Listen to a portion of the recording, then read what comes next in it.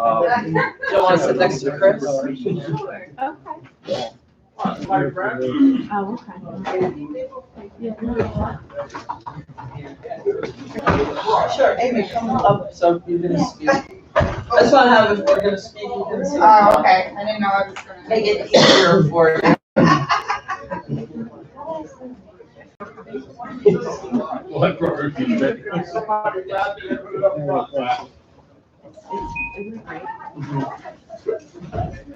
Sorry, you didn't grab a white shirt that was next to a brush up there, did you? Yeah, give it to Kathy. All right. All right. That wasn't my, oh, do you want to brush? Just don't leave it out there. I'm good, how are you? Doing good. It's a shame. I know.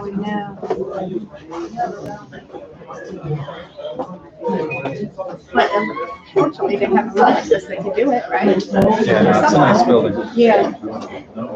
Feels big. It's a big for 6,500 square feet. I thought so too, and it seems like it's never ending. Every time you turn, there's another room or hallway.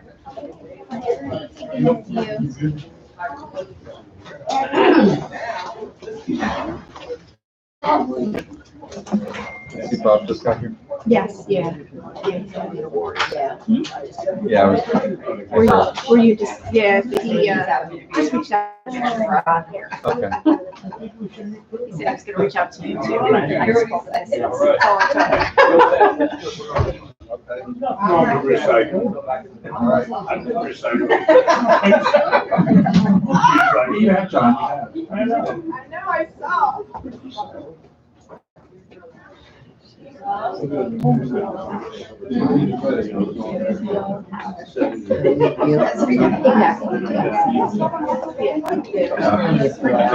all right. I'm not going to. And then I was saying that he would program to people.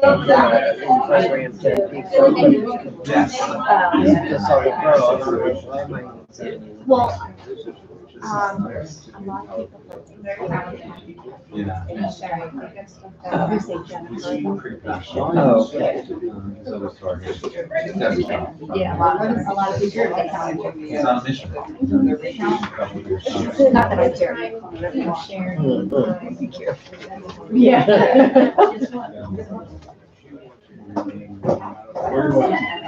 Yeah, I just wanted to get down there. You guys can sit here. Yeah. Yeah, either way. Get some. Yeah. He's at the front desk doing something. This is fine, they're ready to go. All right.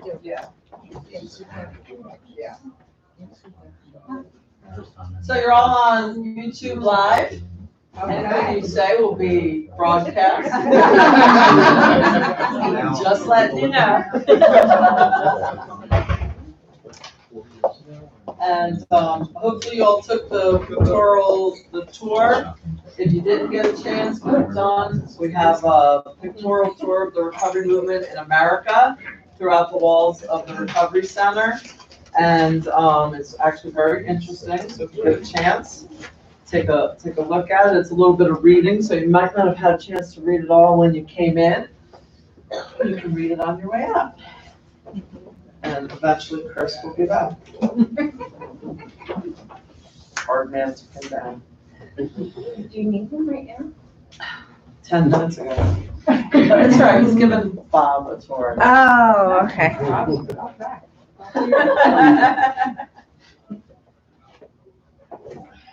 We're waiting on you. Okay.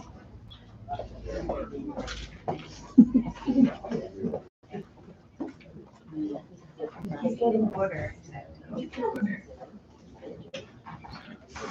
Oh, Jerry, actually, you're up first, right? Yeah. Momentarily. Momentarily. Yeah.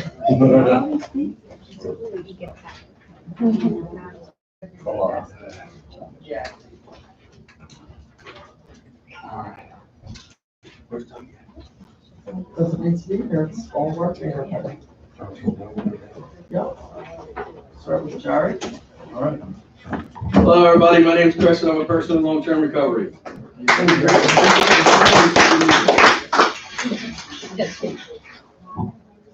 Hello, hello? Hello, can you hear me? Yeah. Mic check, mic check. I always wanted to do that. That's all good. Hello, hello. Is that good? Yeah, All right, I all turned right. it down for you. Yeah, my name's Chris and I'm a person in long-term recovery. And what that means is I haven't had a mind altering substance in 20 years. Oh. 5501 is my name. So we're gonna start with the God Bless America. Yeah, I need this. Thanks. Jerry's gonna sing God Bless America. She's gonna translate it for you. You ready? Yeah. Okay, feel free to sing along. I don't think I need the mic. All right. Want to introduce Jerry? This, Jerry Minjori. Sing along, I'm sure you know the words, so sing along. God bless America, land that I love. Stand beside her and guide her through the night with the light from above. From the mountains to the prairies, to the ocean, white with foam. God bless America, my home, sweet home. God bless America, my home, sweet home. Woo!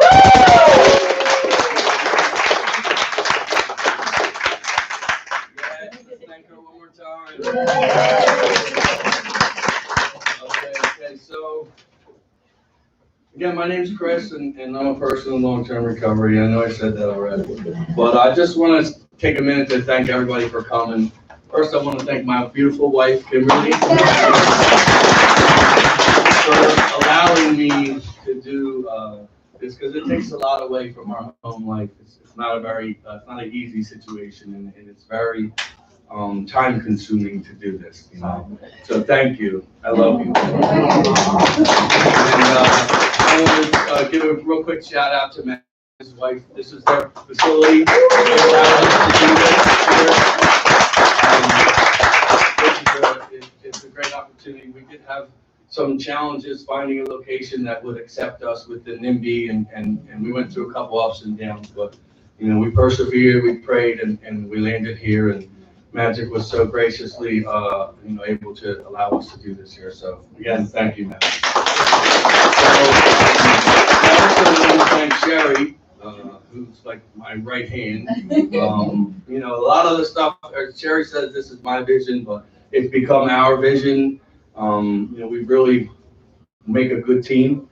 We get it done. There's not a lot that we can't accomplish. Like I said, we had to persevere the past year, and it wasn't easy with COVID and, real estate and finding a place and funding. And so we're going to talk about a lot of that stuff today. But I just, again, thank you, Sherry. I love you. Kathy, come on up, Kathy. Already, Kathy. So Kathy is here at Hope All Day, and she runs Andy's Glow Foundation. Kathy's going to talk a little bit about that and how she feels about being here with us. Hi, my name is Kathy. I'm a person in long-term recovery. I'm honored to be here. And my cleaning date is 2/18/89. So I'm just gonna give you a brief history. In 2012, I got that phone call.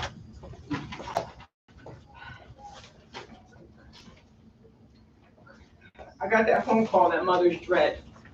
And my son passed away as a direct result of a disease of addiction. He was 26. He had 2 kids. He has 2. I have 2 lovely grandchildren, and I'm grateful for them. So when he passed away, I fell apart. It took me like 3 years of like therapy to get where I am today, to come back. and like to give it back. You know, so I was talking to Chris one day, and he was like, he put it in my head in 2016, like maybe you should do some grief groups, and I was like, maybe, because you know I was looking for grief groups, and we only have one in our area, and I was like, all right. So I started what we call today the Annie's Glow Foundation, and so basically what we are is we do one-on-one support, we do a grief group. It's only once a week right now, but hopefully it'll grow and we'll have it like 2 or 3 times a month. You know, the epidemic right now is getting worse, so mothers are coming in, parents are coming in, siblings are coming in, you know, and we want people to come. We want to help people, you know, and we had a fundraiser a couple weeks ago. I had a Mother's Day fundraiser here, and Susan from King Crusade spoke, and she was the one that gave me permission to have these papers, because when I was up here, I couldn't deal, I didn't know what to say. So I'm just gonna read a little bit. So basically, we are, we want you to come and experience the power of families and individuals coming together to love, support, and encourage one another. You know, we want to help you find healing. You know, a lot of people think that grief is the end and all. Like when you lose somebody, grief is the end and all. And for some people it is. You know, but there's hope. You know what I mean? Hope all day. Hope. You know what I mean? So there's hope. You know. So here I am, Chris and Sherry. I've known them forever, and they were so gracious as to give me an office here. And like now, you know, now we're nonprofit. Our 501c3 is pending, and like we're on a roll.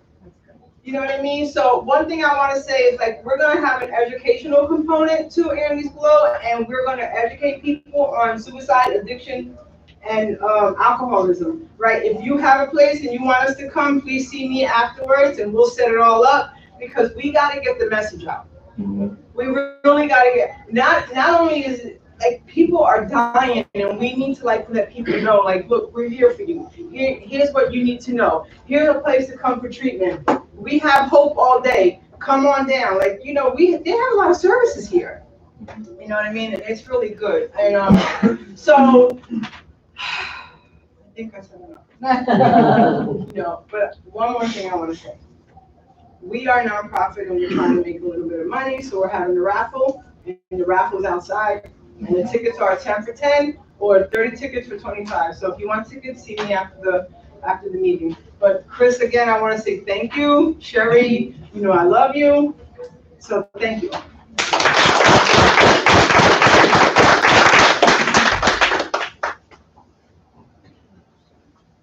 Anyway, Sherry, come on up, Sherry. I want to introduce Sherry Soltis.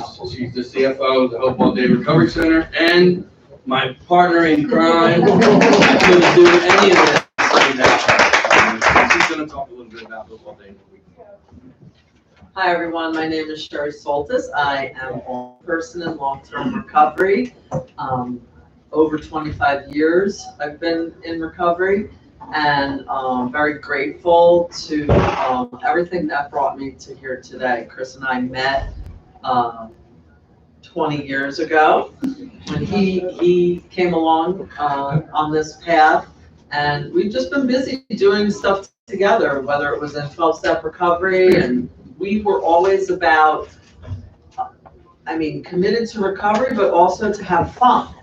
You know, when I got clean when I was 35, I said, boy, this is going to be boring, right? And I was committed to make it not be boring. And so I got involved in some activities with the 12-step fellowship that I'm a part of, and doing things that were fun. And then Chris started talking about this community center, like a place where there's hope all day, and people can come when the meeting's over, or before the meeting, or when they get out of treatment. Like, he didn't really tell you the way he put it to me was like, you know, people leave treatment and you say, what do you do now? And they say, go to a meeting, you know, find somewhere to live, go to sober living, do this and that. Well, how do I do all of that? Like, I just walked out of treatment. Hopefully the treatment center helped give them some resources, but they're still lost, you know? And now you can say, go to the Hope All Day Recovery Center, they'll help you. They'll help you find, they'll give you a cup of coffee, someone to talk to. They'll help you find sober living. They'll help fund sober living. They'll link you with resources for grief support or family support. We do family support also. We have a family support group that's starting the first Monday in June. You know, a lot of things. We have schedules up front if you need them, with all of the different activities and things that are going on here. So we're all part of, we're not affiliated with any particular other 12-step or any other organization, but we bring all that together. We're the house of hope that all of that comes under, you know? And, you know, so that was such a beautiful thing. And then people want to have fun in recovery. You know, they sit in a meeting for an hour and go, okay, well, what do you do now? Well, go play pool or come to the open house or the open mic. Like tomorrow we're having a barbecue and there's going to be an open mic and just fun things. You know, the opposite of addiction is not abstinence. It is connection, right? You have to have the connection to other people of like mind that give you that support, that are doing the same thing that you're doing, right? Abstinence is almost the easy part once you get clean, but how do you stay in recovery? How do you stay supported? We see a lot of relapse, and a lot of times that's when people don't make it. They come in, they get into recovery, they put down the drugs, and then they falter. We're here to keep them from faltering, you know? So as Kathy was saying, we are a nonprofit also. There's a couple of donation boxes around.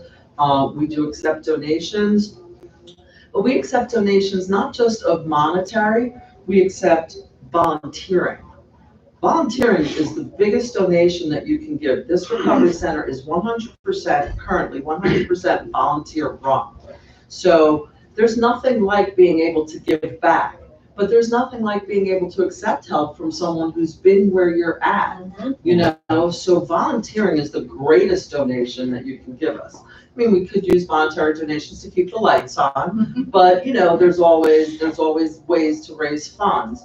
But we also take in-kind donations, you know, water and paper products. And we've had, when we were open before, we had moms and members just come and say, I want to give a spaghetti dinner on Saturday night to everybody, and just come bring, you know, spaghetti dinner for people, right? Linda was a big supporter of all the moms that came. There were just so many people that just give and give and give, and it's just such a joyous experience. You also can go to hopeallday.org/donate and donate online. And listen, you know, we're very grateful, and you're going to hear next from, you know, the county and other, you know, the county and the state that actually gave us a little bit of money to reopen. And that was huge because we've been trying to reopen for several years, and unfortunately those things cost money. And we're really grateful to Atlantic County for fighting really hard. I get a little emotional, you know,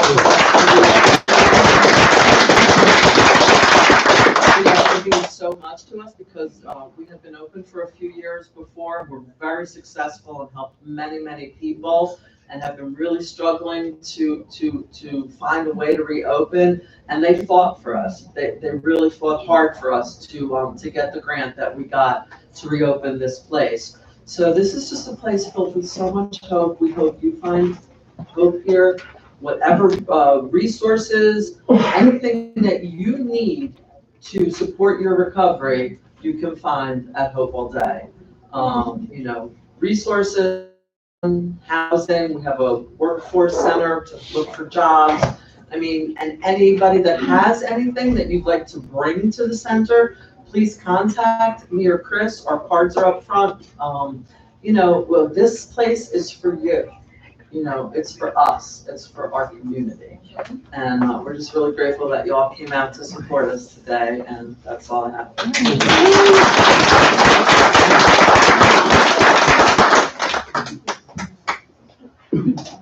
Thanks, Sherry, one more time. this time, I'm gonna ask Amy and John to come up real quick. You guys gotta be on the spotlight too. All right. So they're gonna talk a little bit about, why they supported this mission and why they felt it was a valuable asset to the community, and I'll let you, listen to Amy. Hi, everybody. I'm Amy Gatto. This is John Risley, and we're here from the Board of Commissioners from Atlantic County. And I always served as mayor of Mays Landing for a couple of years and was on township committee here. Charlie Pritchard is former mayor here. He's doing the story today. And it's just so great. Jerry, it was great to hear your voice again. I hope Jerry's been involved with some of our festivals in town, and it's just so great to be back out again, isn't it? Yeah. And I loved your quote about connection. And so, you know, Chris and I are both lifelong Mays Landingers.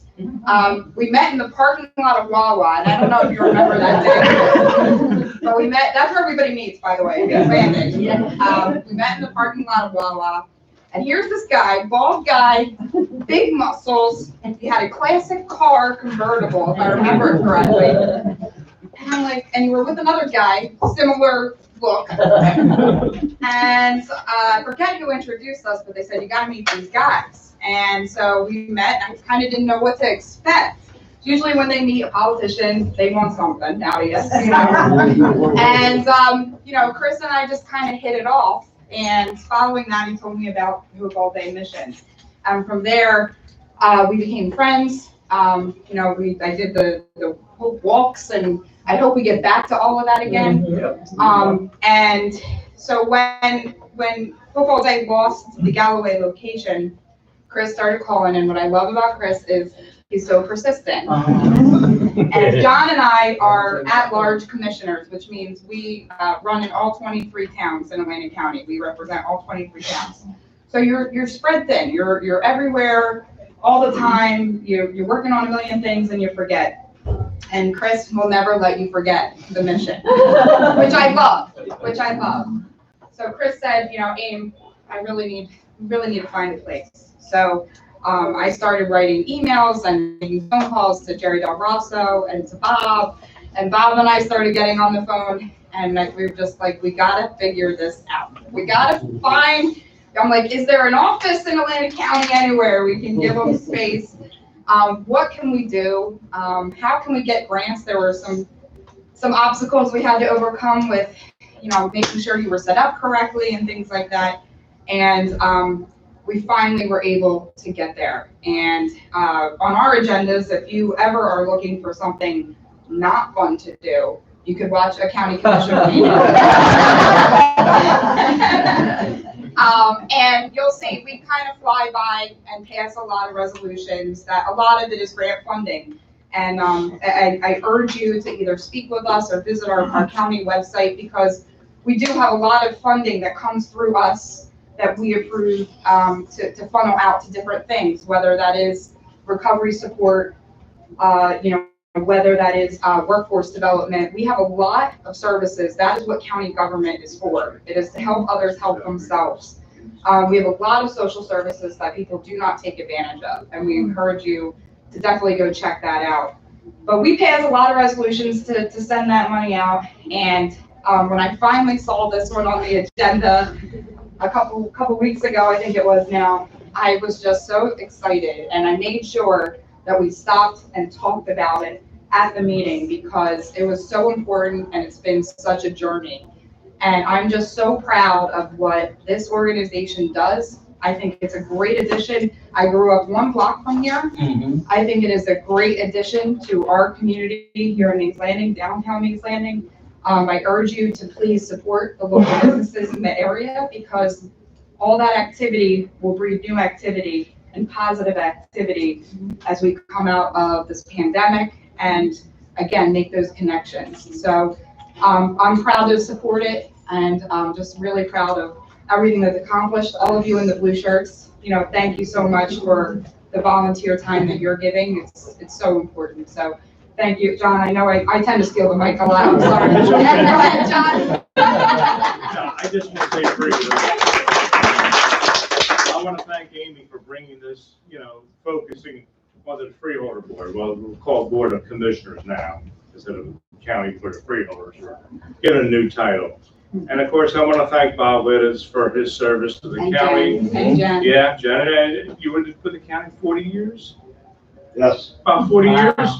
almost 43. That's what I thought, it was around. Combined, yes. Yeah, we thank you, and Bob even instructed us on the County Board of Commissioners how to administer Narcan. So, so I just want to say congratulations, and we wish you all the best here, and look, every family somewhere is touched by an addiction. There's no question about that. Yeah. And it's important to society as a whole, and my hat's off to you for the work that you're doing here. Thank you. Thank you.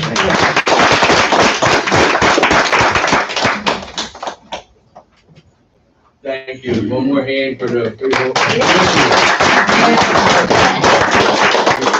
So again, I just want to take a minute real fast, and you know, sometimes you go through life and challenges happen, and you know, we had lost our original place that we were at, and I was devastated. And we moved to another place, and we were there very shortly, and they sold that building, and we were like kind of homeless. So, you know, me and Sherry talked, and you know, at the time we were receiving a small grant from the county, a couple $1,000 for recovery support services, and we really were like at wit's end. You know, we didn't know, you know, what was Hope All Day going to do. We already knew what it took financially to run it, because we were doing it for almost 3 years in Galloway, and we knew that it was needed. You know, and we started to notice that the recovery community, there was a void, there was something missing, because all those other activities and ancillary services that we provided were now gone. You know, and it was a rough time for myself emotionally, and Sherry, and you know, I was very sad that this vision that God gave me, this passion, is now like gone, and I know that it's needed. I've already proven that it works. You know, the people that have come there, you know, their lives have been changed forever. You know, some of the people that are in the recovery community today with 6 and 7 years clean got clean at the old Hope All Day. You know, and I say all that to say sometimes somebody won't let you give up on your dream. You know, and it's usually the person that you least expect. You know, and for me that was Bob Wittes. And I'm going to ask him to come up, and Jen.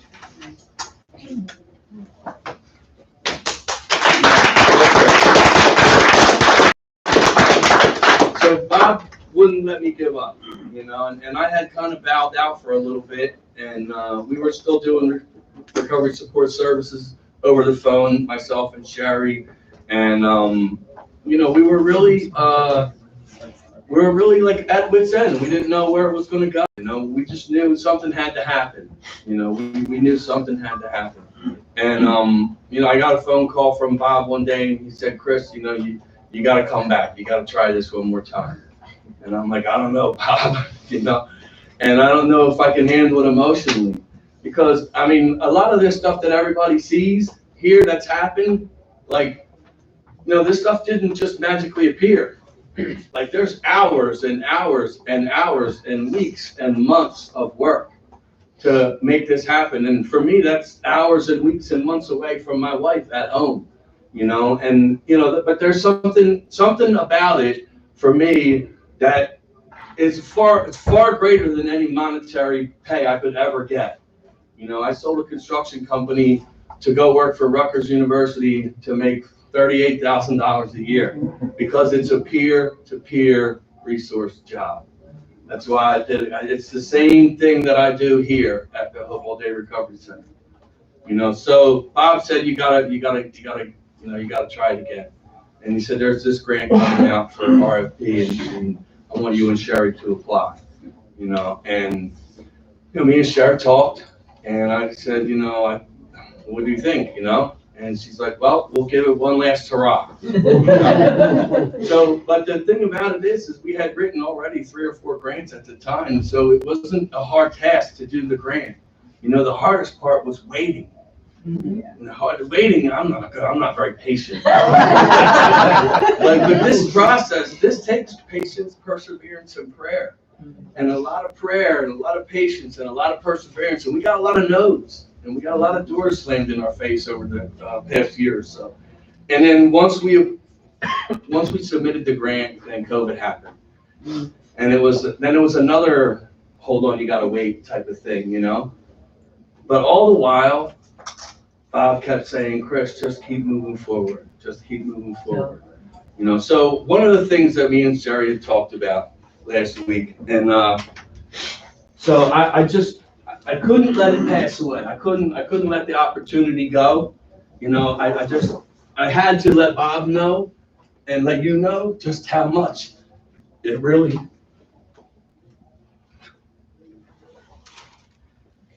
Meant to me. So come on up, Sharon. So this is the, can you read it? Robert J. Whittett's Hope Award in recognition of outstanding effort and exemplary service to the recovery community and their families. It's going to be a yearly It's going to be a yearly award. thing. We're going to give it out yearly.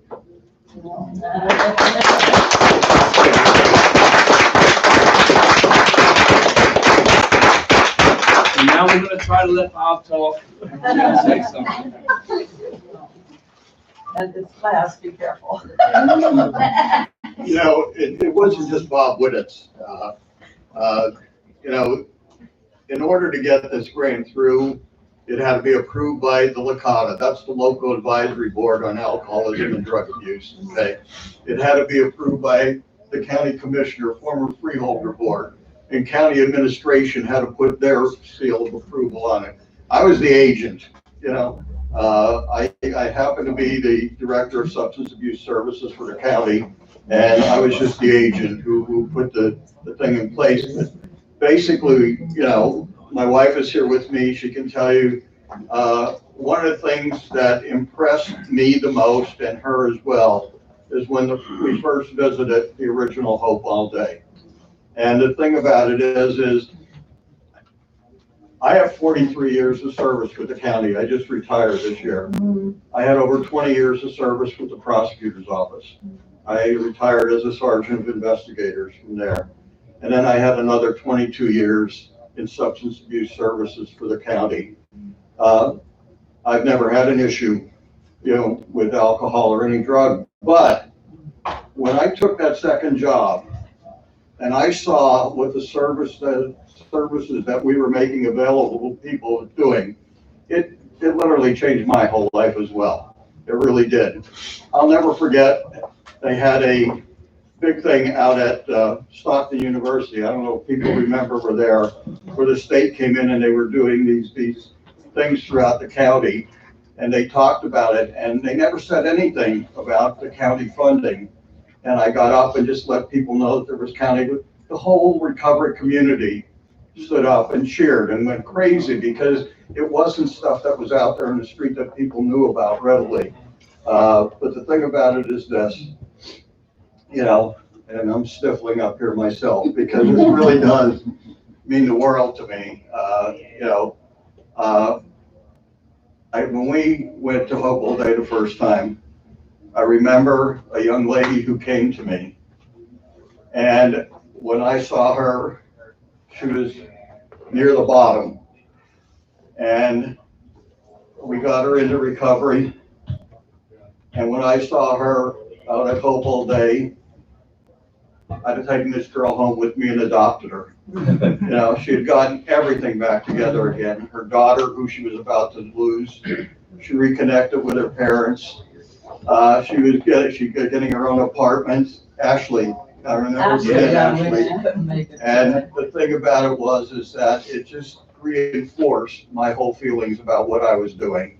You know, I went from law enforcement, you know, to substance abuse, but it was helping people, you know, it was helping people with substance abuse. So it really did make a difference to me. This is just unbelievable and amazing, you know.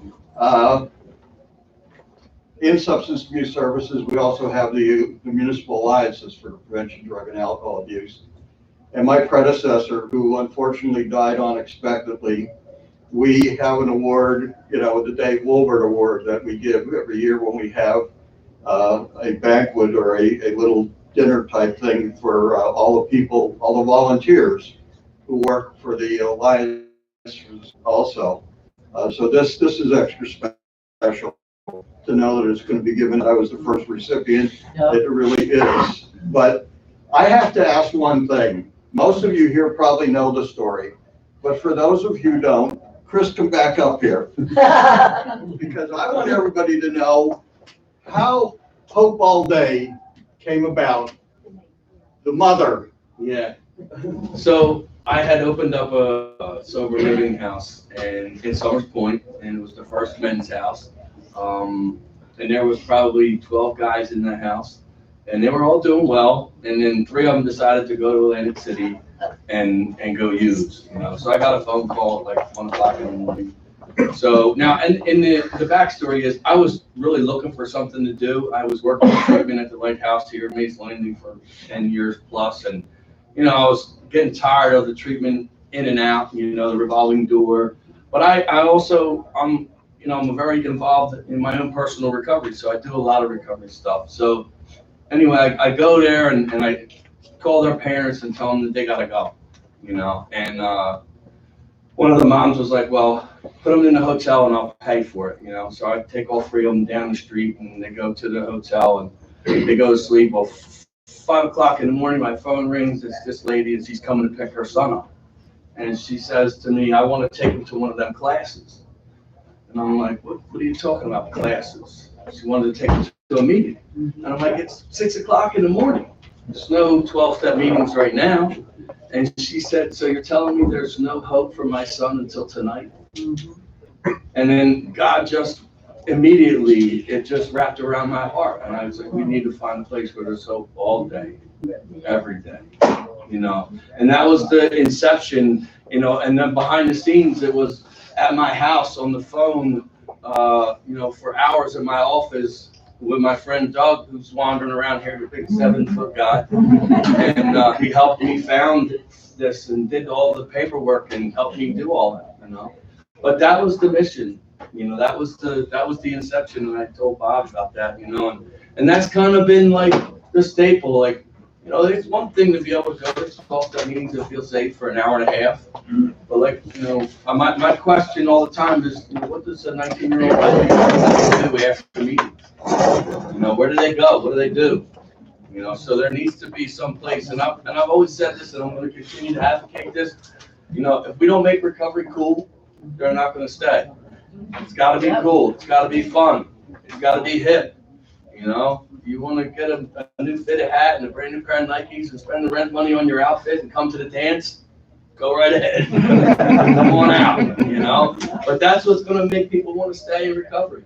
My thing is we need to try to reduce the recidivism rate and stop treating the same addicts and alcoholics in a year 3 and 4 times. The education behind treatment addiction and alcohol or recovery modality and the disease philosophy, it's not going to change. It's the same. They can go to treatment 10 times and they're going to get the same education. So what can we do to help engage them while they're home, while they're here, to keep them here, keep them interested in recovery? Create passion and purpose. We create passion and purpose, they'll stay. Right, Bob? You got it. You got it.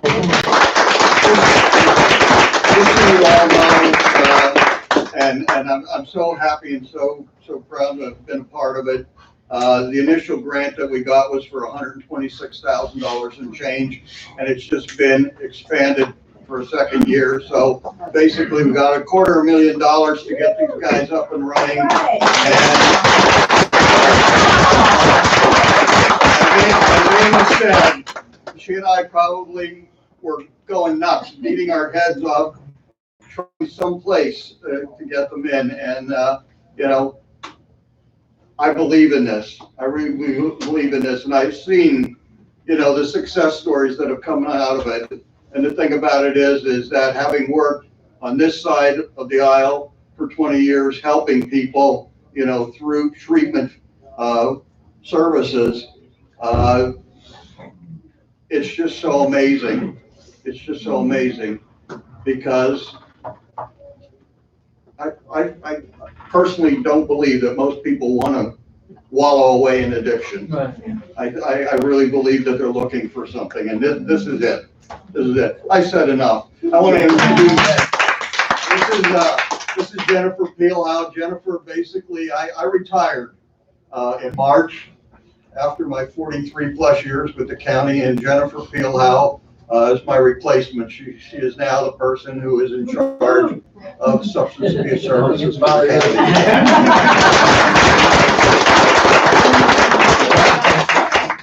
Hi, everyone. Thank I'll you just so be much. real brief. Yep. When Chris reached out to me last week and told me that he was going to be giving this award to Bob, I thought it's so well deserved. I really appreciate that you recognize Bob, because I do believe that he, really deserves to be recognized in this capacity. Substance use disorder does not discriminate. We know that, and I am just so excited about this recovery center opening and being at the beginning of this new journey with you. And I look forward to working with every single one of you, being a part of it, and anything I can do, please, always reach out. So, thank you.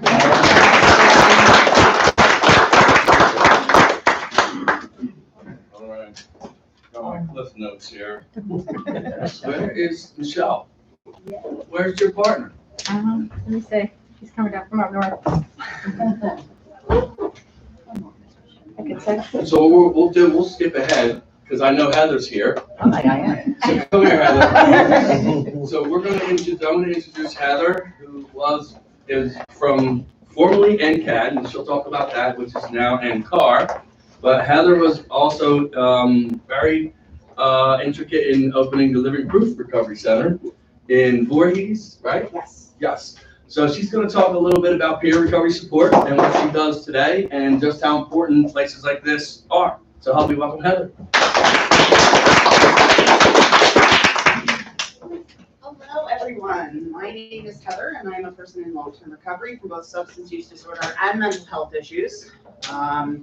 Things change over the years. My introduction is one of them. So when we were here about 8 years ago, different locations, same cast of characters, because what I've heard a number of people refer to as persistent today, we often call stubborn.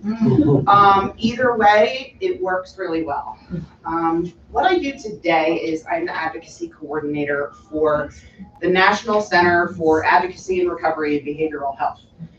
We used to be NCAD New Jersey, which was one of the derivatives of the original NCAD that was founded by Marty Mann. If you don't know about that, you can read that amazing pictorial view of the history of the new recovery movement that is lined along the walls in here, which is fantastic, very impressive.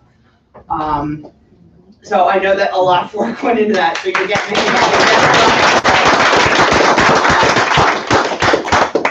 but it's the same company, we just changed our name, so it's slightly more accurately reflected in what we do. Oh, my coworker just walked in. Hi, Tanya. So what I do in the capacity of NCAR is I run grassroots advocacy teams across the state. We have 10 teams that encompass all 21 counties. And this has been a challenging year for us, just like everybody else. We are very used to doing things in person. We had to go digital. Advocating for things got very, very difficult. We couldn't get a hold of any of our decision makers. They were all kind of hiding in different areas. We used to track them down in the state house. We used to track them down at their offices. Now it's really hard to track them down. What I do outside of the teams, though, is I try and get people to be as persistent as Chris. Sitting here is absolute proof, listening to all of the decision makers sitting here. It's absolute proof that persistence as a constituent pays off. I tell people all the time that your decision makers want to hear from you. They don't want to hear from me. They don't care what my title is. They don't care where I live, except for Senator Beach. Why? Because I live in his district. My mayor, Randy T. of Haddon Township. Like, I know my local officials because they want to hear from me. I hate courts. Local officials want to hear from you, and they want you to know exactly what Bob was talking about. They want you to know what your county resources are, and there's a lot of untapped things that are around that we know nothing about. So, I once walked in the door as a brand new advocate with nothing more than a little bit of recovery time and a lot of anger at a broken system. Mm-hmm. Which is how most people start advocating. If everything goes great in your life, you don't tend to advocate. It's usually something has to go wrong, unfortunately, before you're fired up enough to want to change things. For me, it was, like a lot of people in this field, it was a personal loss. I had been in recovery for a while. My recovery starter method for me was 12-step based. I was very, very involved. Again, that community piece. For me, it was commitments, which is the same thing as community. Early recovery was very difficult for me, even though I had like every privilege in the world that you could possibly want. It was still really hard. But I did learn that hanging out with people that didn't use made it harder for me too. So I started there and I kind of stuck with it and it worked. And then I tried to walk other people through it. And, you know, people come and go.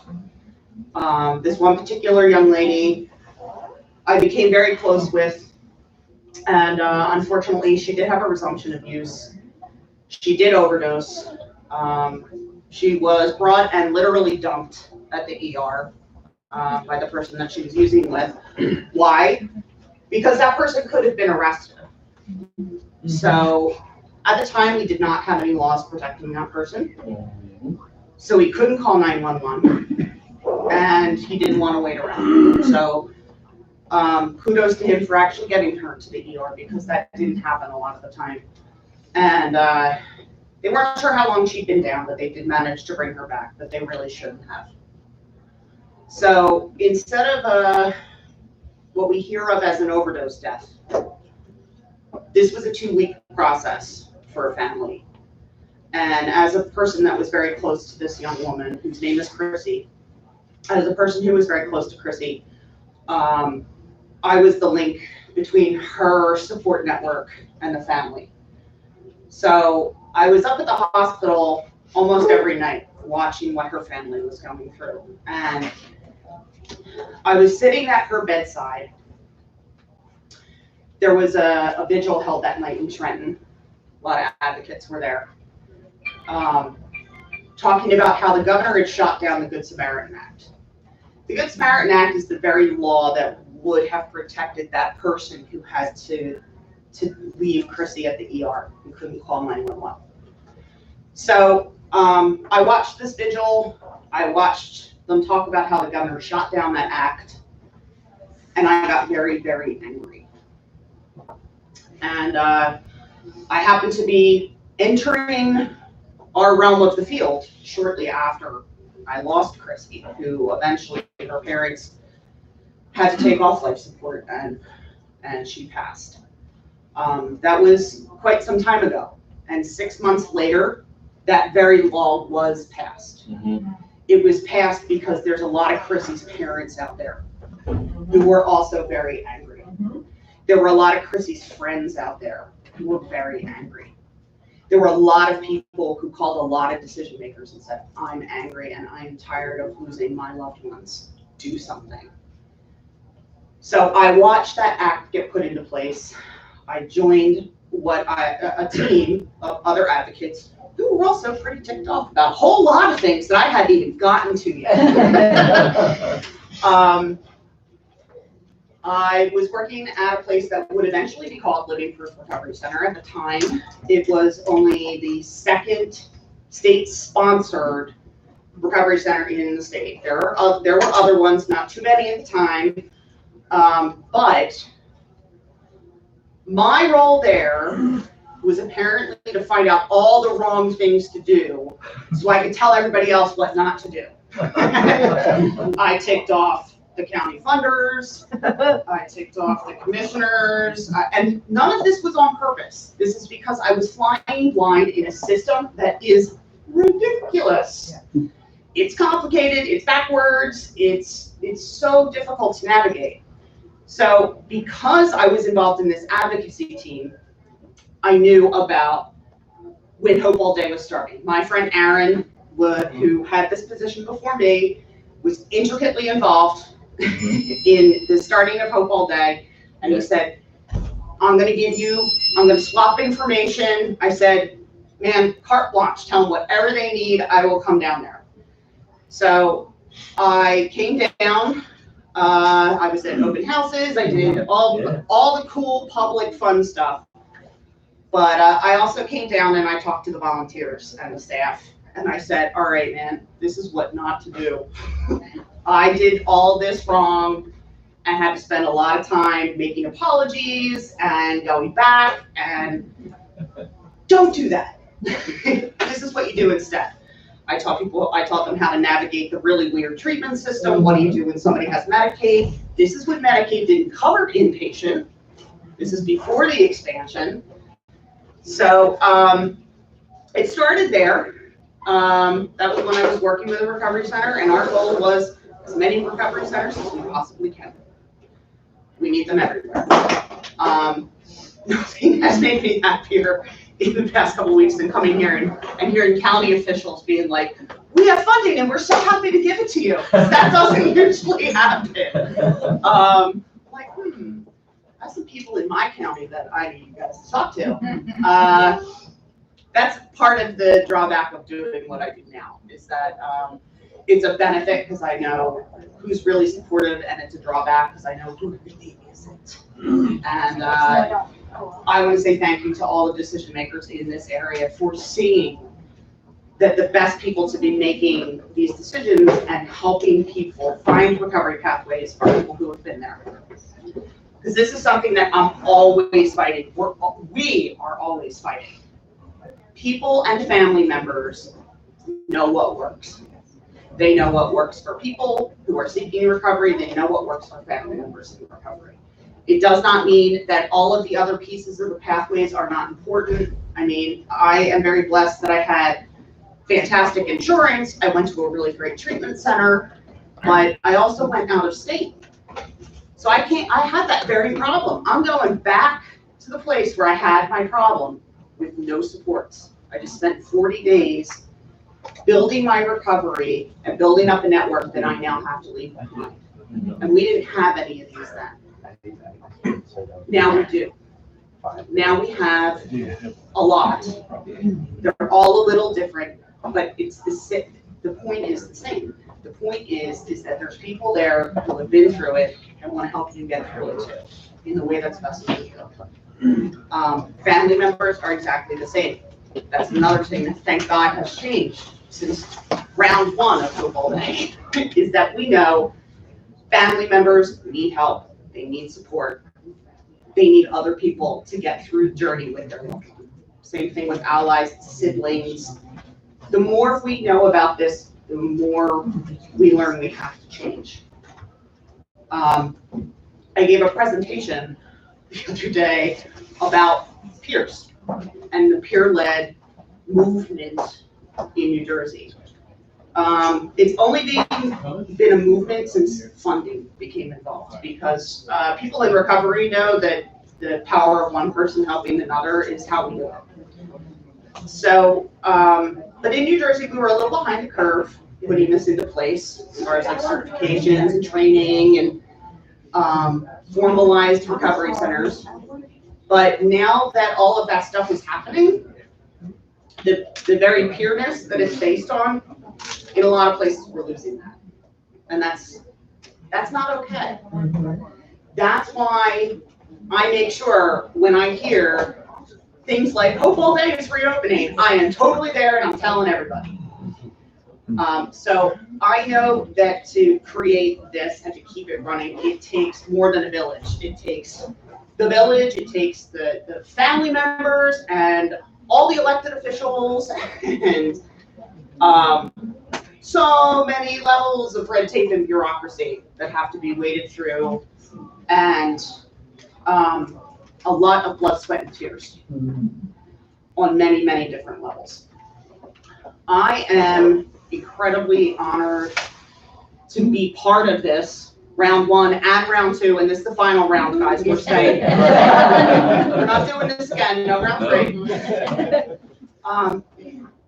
So when people say that, you know, we run on volunteers and we run on donations, if it's not something that you can do, if you know somebody that can, please send them here. If you know anybody that has anything to do with things they're struggling with, they don't know how to navigate, even if it's not directly substance related, this might not be a bad place to send them, because unfortunately, navigating a substance use disorder does not just involve the chemicals you're trying to quit. It involves housing, it involves clothing, it involves employment, transportation. I mean, if I went down the list, we'd be here all day. Nobody wants that. So it involves a lot of things. This is a great place to start. I'm a big fan of peer-led everything. I'm so happy that you guys were watching the family thing. I love that you have the Andy's. Well, that's it. I was like, Andy's what? With the grief piece of this, because it's, unfortunately, that comes with the territory. But the thing that's awesome is, like, in all of the things that we have learned in just a little bit of time that I've been around, is that there's lots of different ways to do this, but we still all look at it as like one big happy family. Like, we will connect you with whatever it is that's going to keep you alive and keep you living well. We can't do this without the hope piece, and the hope piece is always the people that are willing to stand up and say, I was there, I got through it, and you can too. So with that, I just want to say, guys, I'm so happy that we are here today. Remember that Chris's persistence got the funding to keep this place going again. And you guys, your persistence or stubbornness or whatever you want to call it, it works too. So if you're wanting to work on something that you think is not working in the system, and you want to learn how to advocate, just call me. All right.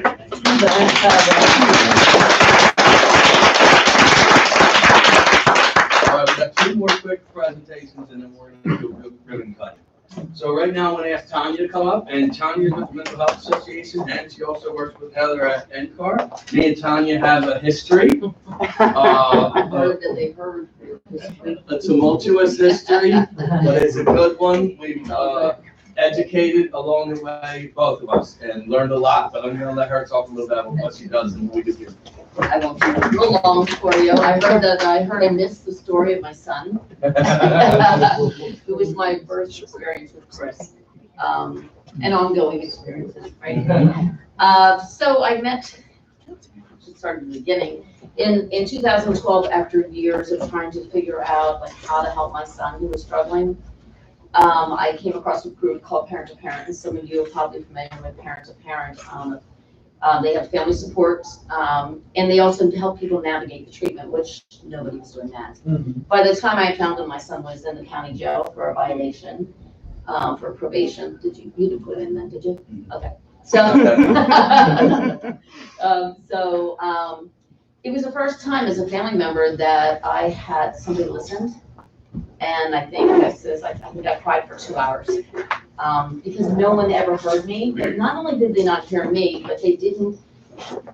I never got compassion for my son and me, and so it was always about, okay, well, yeah, oh yeah, poor you, but oh, that son of yours, right? And this was the first time that someone talked to me about this illness and what he was going through, and I was like, wow, this is what I want to do for families. This is what I think has to be done. So I went to a family meeting, the first one, and they're an hour away in Marlton. I cried again. I did a lot of crying at the beginning. And, but it was relief. And it was something that I knew other families didn't have. So we started a family group here. I did family group at Hope All Day. And it was just such a compassionate group of women that I learned from. I thought, this is the way it should be. You know, we should be giving people hope. I also had never heard about recovery until that time too. When I met Parent to Parent, I also met Brian McAllister with full recovery. And that's the first time. It always amazes me now that I even heard of recovery.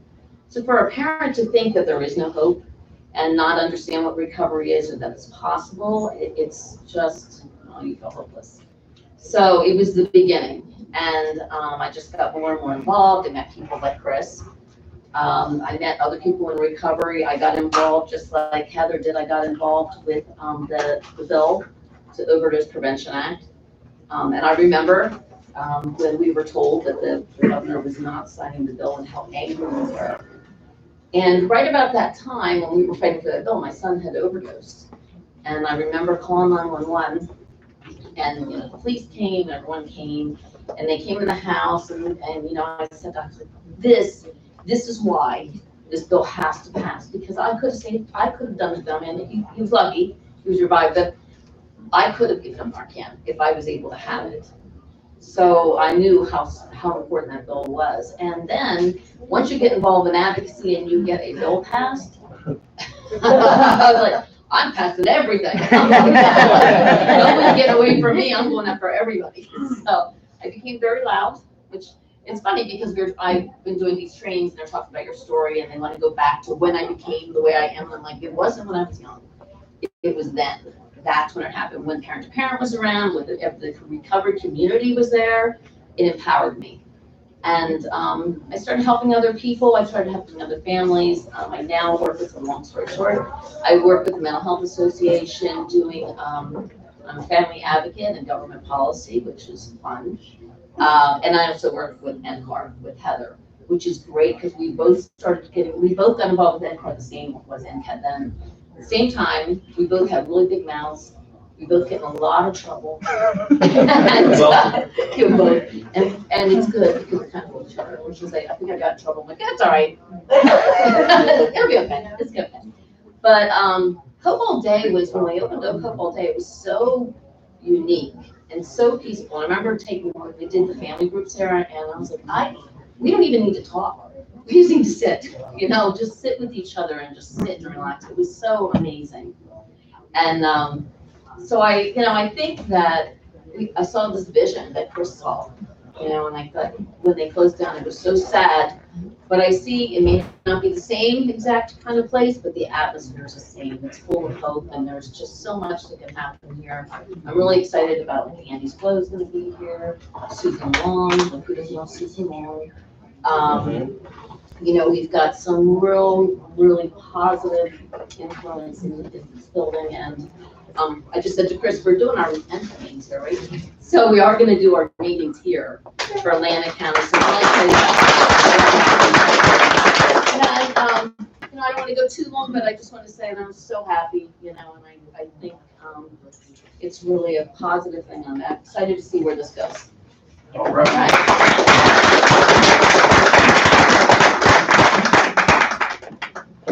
And so last but not least, right, I'm going to invite Kevin and Michelle up. They're from City of Angels. Kevin's actually for the first recovery coach in South Jersey area, and I'm going to let them tell what Michelle here. This is she and myself are the curators of our wonderful timeline of recovery.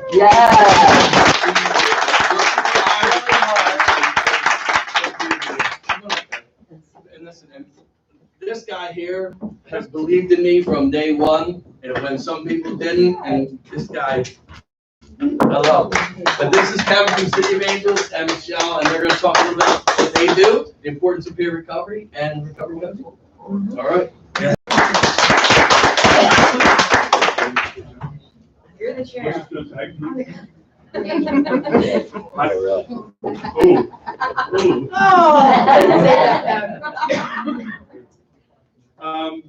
Hi, everybody. Good to see everybody out on this beautiful sunny day down the shore. Again, I'm Kevin Mira, and I'm a volunteer with City of Angels, another little mom and pop nonprofit in New Jersey. Michelle is my right arm, my left arm. She's a warrior in the battle with us. All of you, how many of you know Chris? So if any of you have been around him for quite some time, you know a little bit about him, and he's probably the only one that we know who could get away with using a 4-letter word to describe what we do, right? Actually, that 4-letter word is hope. And it's what we all believe in. Chris and Kim, they're a shining light in a dark,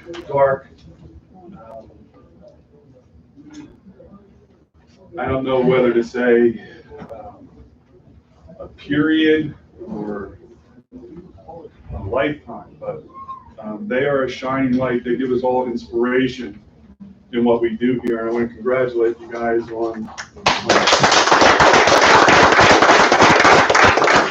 someday we'll catch up to you and have a home like you do. This is just wonderful. It's a testament to what they do. Gotta get Mercer County on board. We're working on it. We're working on it. They don't know we're there, you know. Mercer County is different. You know? They don't have a Bob Litt. Seriously. Yeah. Right. But just a little bit about me. On June 30th, 2008, my wife and I found our son Casey dead on his bedroom floor from a heroin overdose. To be honest with you, I couldn't even spell heroin. I didn't even know anybody who died of heroin. In 2008, when he died, we couldn't even get a letter to the editor in the newspaper. Now, you have governors, presidents talking about this opioid epidemic. I actually have a teleconference with the White House this coming week about the new budget and what it's going to do. I tell people I'm not a professional.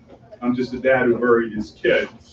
But in the last 13 years, I've learned a little bit about what's going on, and I consider myself dangerous because I'm not a professional. So I don't know the questions I'm not supposed to ask. So I've been asking a lot of questions over the last the decade or more. And I'll be honest with you, the more I know, the less I think I understand. You know, I'm told that this is a chronic brain disease, but it's not treated in the hospital. Try to figure that out, right? When our kids go to a treatment center as an addict, and if they're tested and they're found to have drugs in their system because drugs got in the treatment center, what happens? They get kicked out. So imagine having a heart attack and being taken to the emergency room, they move you to your hospital bed and you have another heart attack and they kick you out of the hospital. It doesn't make sense. Last time I checked, if I was going to look in the veins or the urine of an addict, I'd expect to find drugs, you know, I ain't going to find orange juice. So they get kicked out. So it's things like those that I'm trying to figure out. I sat with the regional director of SAMHSA. He came to City of Angels, Dennis, great guy. And he asked me a question. He said, Kevin, what's the opposite of addiction?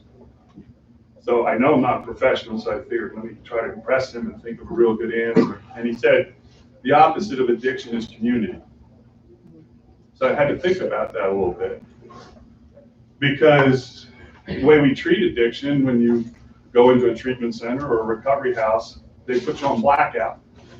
You're not allowed to communicate with your family. But if the opposite of addiction is community, so many things that, you know, we see happening, it doesn't make sense to me. And to look at it, when you have 70,000 people dying a year of overdoses, it's probably going to be 80,000 this year, just 90, because things are really bad. If we got half the attention that coronavirus has been given, I probably wouldn't have these.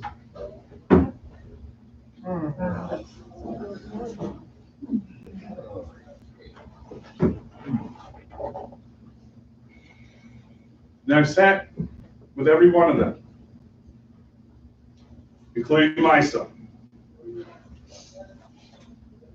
And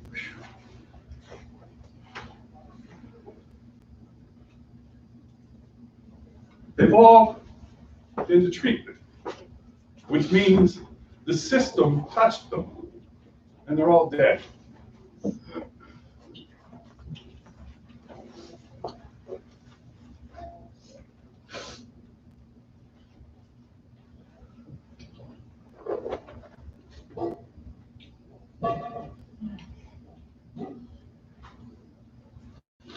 So how many of you over the last year put this on?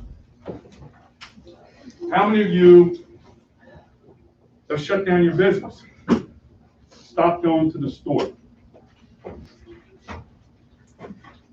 Because why? Government told you you had to do it. What changed between 7 days ago and today? Where now I'm told I don't have to wear this. In 7 days now, everything's okay.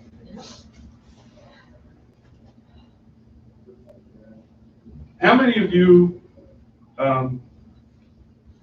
were told or believe that this epidemic that we are in, and which caused me to carry a pocket full of prayer cards, was caused by Oxycontin and Percocet?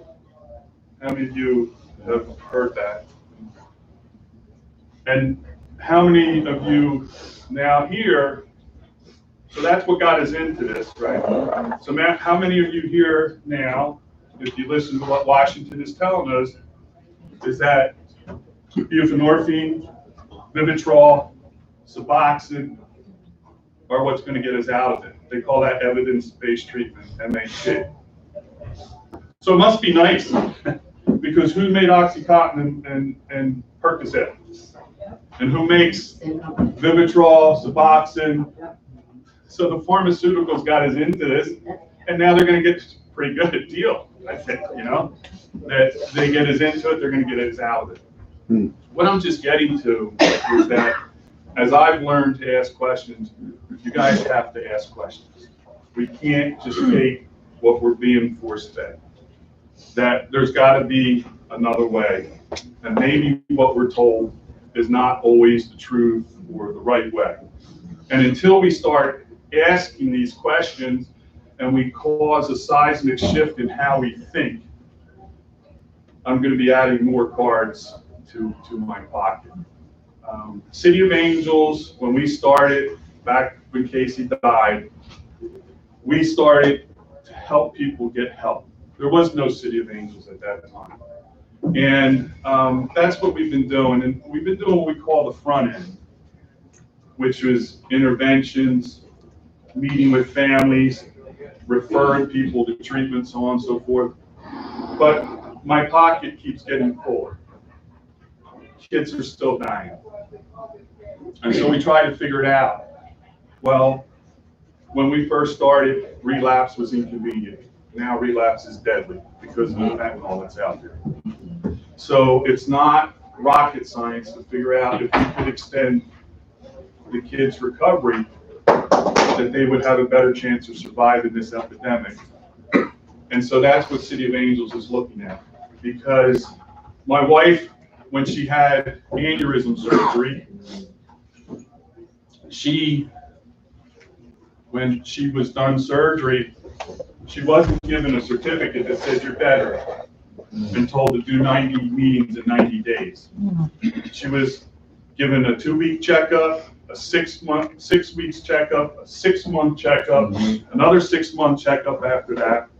So we're now looking at what we call the back end, aftercare, wellness, because our kids just aren't being treated the way other diseases are. And we know a lot of that has to do with stigma. So we, at City of Angels, are now looking at wellness. Smarter people than me are teaching me what you put in here affects here and here. Having been diagnosed with kidney disease in 2019 and be put on medication that has taken me from 220 pounds to 260 pounds, I know the importance of health. I'm told by the doctors that my metabolism is screwed up until they can get me off the medicine. I've got to live with this. But I'm talking with other people about wellness, nutrition, because so many of our kids are bipolar, they have chemical imbalances, that there's other ways. So City of Angels, our past has been what we call the front end. We're looking at the future of wellness to try to change those numbers and impact those numbers. We're so fortunate to have all you guys in the fight with us, and we're honored to be able to come here and speak. We hit it off probably 10 years ago when we first met, having the same ideas, coming at it from 2 different places, from being in recovery to a father who buried his son. But we're just so happy to, that circle's complete, to come back down here and help you open it. I took too much time already. I'm just going to say that when Michelle came to City of Angels with her son and was looking for help, and she said, when we were done the meeting, she said, Kevin, what do I do now? And I give you great advice. What did I tell you to do? Go home and read a book. This is Michelle.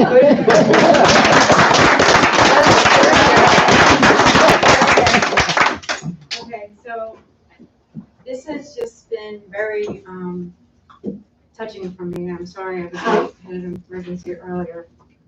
I never realized how long I've been doing this. You advocated. As soon as you guys are able to go and start doing trainings, I was at your very first training. Remember?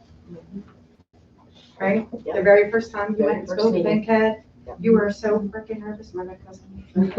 You were so nervous, right? Now look at you and what you're doing. Chris,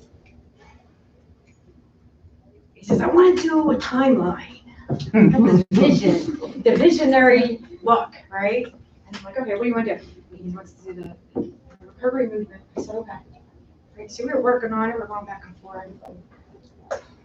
As I'm doing this, I was reading more than I was working, because I'm reading a history buff, and I just want to learn more, and if you all know who Bill White is, the man is just phenomenal. So I really didn't have to do much research. All I had to really do was pull out Slaying the Dragon. Right? I'm putting all these boosters together, and we're laying them out, and we're putting the verbiage on it, and it's the first thing that I noticed is that everything that we're doing, we're repeating ourselves. If you go over underneath Benjamin Rush, right next to Frederick Douglass, you can drink as much all of his and everybody else's, right? Underneath we have the Temperance Pledge. And I'm like, my God, it's like Ribbon Week when we're having kids sign it, right? And I'm like, we're doing the same thing over and over and over, but what is changing? Right? Kevin's touching on the clinical side, the medicine, right? Are you depressed? Take a drug. You want to lose weight? You can take a drug. For everything that we want to do, we can take a drug, but then we need another drug to fix what's happening with that drug. Does OMT work? It does work for some. It's not my choice to decide that for anybody. But the piece that's missing is the continuum that's supposed to go around it. We can say we have a golden standard, this is how you do it, and we provide this and we provide this, but is it actually being done? because I'm tired of getting phone calls from people that are on 200 milligrams of methadone, and the clinic doesn't want to take them off, and then they're on antidepressants. So I just had to sit there and watch a kid, he Facebook Lived his journey of cold turkey and methadone. And I'm like, I can't do this. He did. And I'll tell you, it wasn't pretty. But we had a lot of people out there supporting him. Because there was nothing, nobody was going to tell him to make him do anything else. He was so sick and tired of being sick and tired. But because the clinicians are telling him, they don't advise that. It's your life, no one else's. Right? So what's different is Kevin had gone up and met with C-Car and Phil Valentine about recovery coaching. And the main question, Kevin is like my mentor. I listen to everything that he says. Okay. Yeah, but then I'm that crazy one. And well, anyway, I remember him saying he had asked Phil, what's the significance of recovery coaching? There's no magic potion, there's no magic certification or anything fancy on it. It's just to enhance one's ability to care. That's what it is. Because I'll tell you what, everybody out there who we're trying to help doesn't really think anybody gives a shit. That we're looking at them in a certain way. And you don't even have to be looking at them in a certain way. Because I know that when my kid got up and came up into the kitchen and I'm making breakfast and I say, honey, you want eggs? And I look at him, he thinks I just looked at them with a double stare.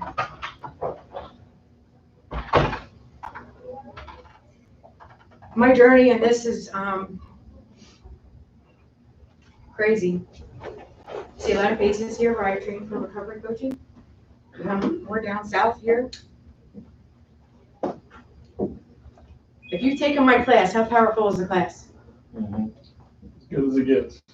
Yeah, definitely.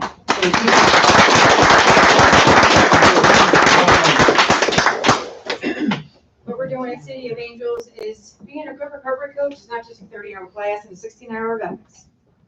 There's a whole lot more to it. It's about being seasoned, knowing how to navigate the system, having that big network, and knowing who to reach out to because nobody knows everything. Because if we did, we wouldn't have this problem. So we want to be able to connect to reach out to the people who do, the people who we know can make things move, the people who we know can actually get us funding. Thank you for everything you guys are doing in Atlantic County, because you guys are banned, I'm tell you that.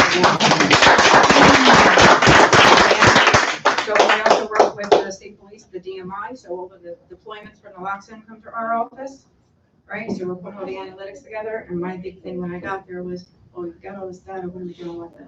So we're putting programs together now that will be coming out soon.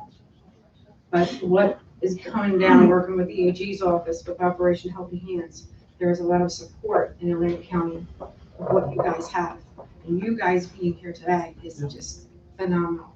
And its impact to enforce what Chris, Kim, Sherry, everybody in this room is here for.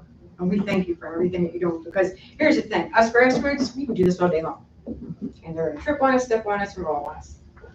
But when it's leadership, it's very impactful.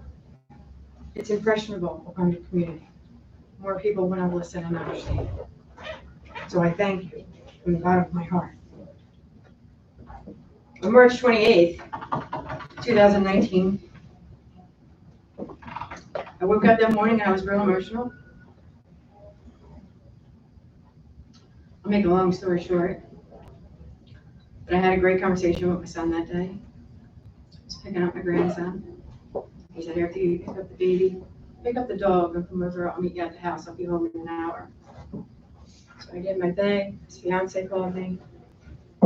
She says, have you talked to Dan? Because he's not answering the phone, and he's not responding to my text messages.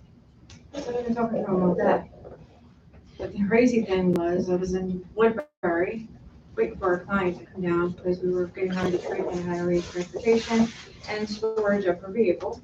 She was an hour and a half late, so as I was texting him, and she just arrives, and she wants to get that last Ferrari off her neck, he calls me, final, because I thought he was working, and he thought, vice versa.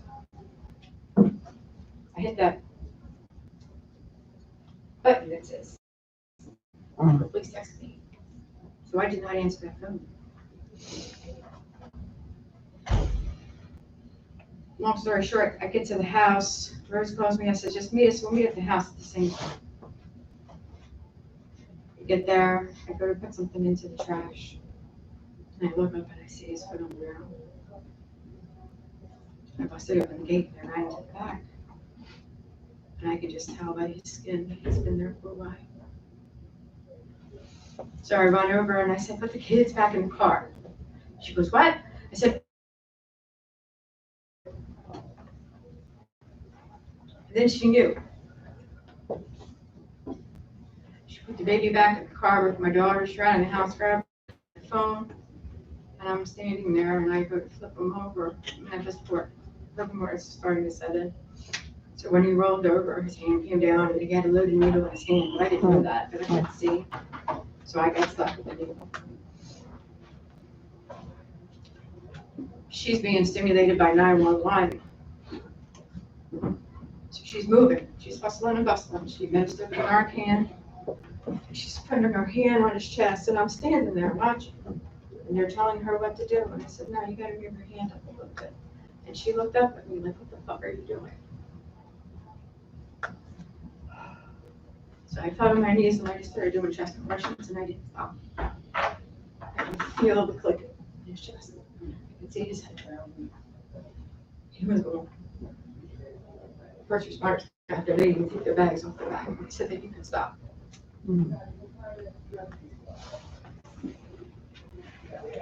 There's one thing that I'm going to tell anybody in this room.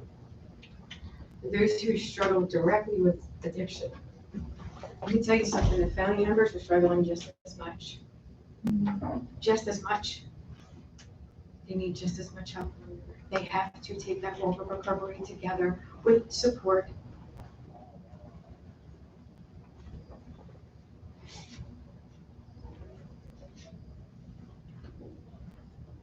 Don Poyas is somewhere. Where's Don? Don Poyas? Okay. Another one of our forefathers of the recovery movement. And I tell this analogy every time just to get my point across because it's the best thing that seems to work. There's this tree. And it's dead. It's dry, brittle. The soil is dry, grayish. So we dig up this tree, and we take it all the way across town, and we bury it in this dark, rich, molded soil. There's water, it's getting sun. People are sitting underneath it, having a picnic, taking a nap, and this tree has just miraculously grown back. Big, green, bushy leaves. It's amazing. Well, it's all better now. So we take it out and we take it home. We put it right back in that soil, but that soil never got treated. What's going to happen to that soil? I think you all know the answer. What's going to happen to the tree? Right?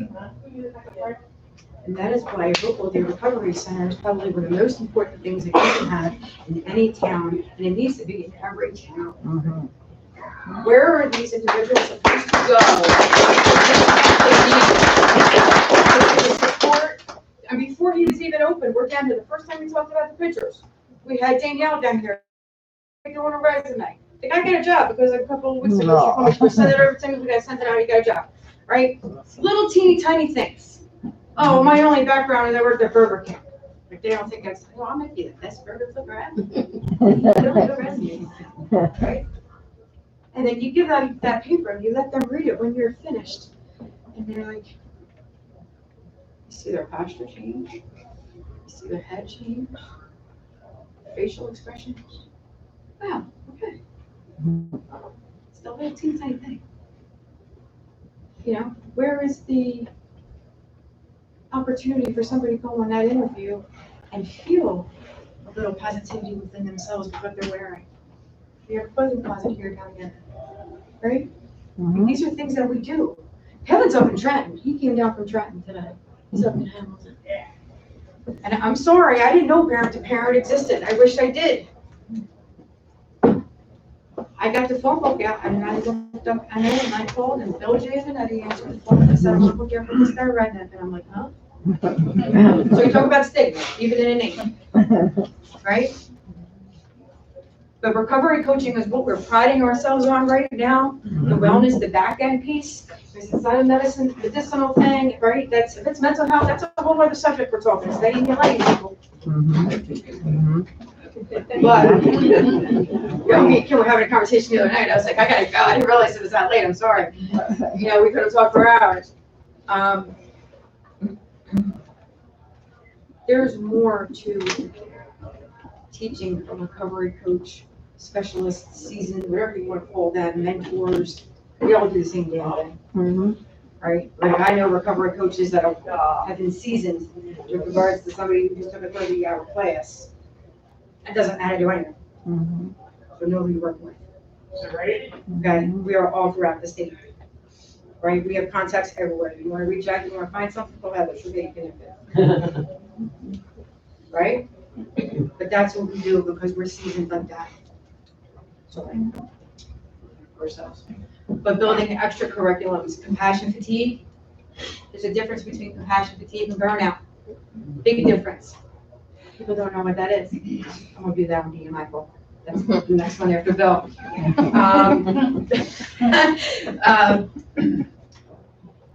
And now we have another battle. I want to say, I'm going to call it a battle with the whole marijuana thing. I didn't really want to touch this, but I'm gonna. I have a mother right now who is a total hot mess.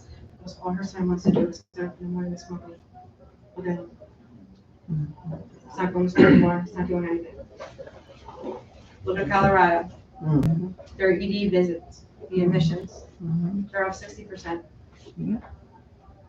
for driving under the influence. Creating new programs, prevention does work, but it has to be done right. We have to target the right audiences. Expansion of everything of who we are and what we do all throughout the state. We connect. Here supporting you. I could be here all day. All right, I'm done.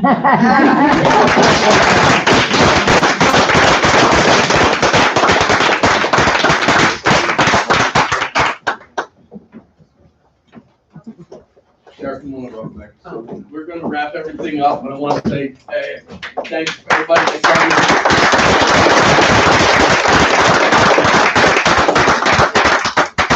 So we want to thank everyone for coming. There's still food out and refreshments. And the last thing we want to mention, as I talked about before, is we really want to thank all of our volunteers that have been here for the last 8 days.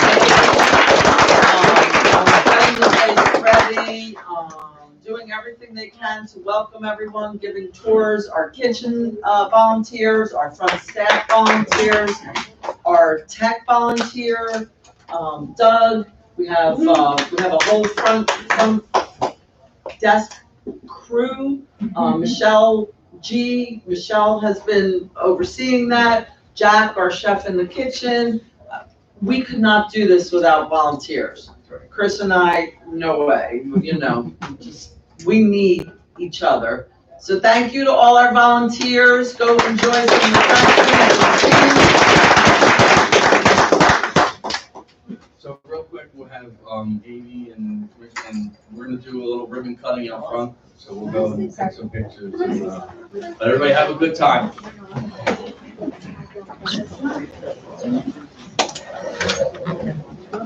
I'm gonna drive over back to Oh, so Miracle precious. Miracle. When she was born and we saw what she was like, we just kind of said, all right, God, we're gonna take her. Yeah. But, she's such a character. We give primary care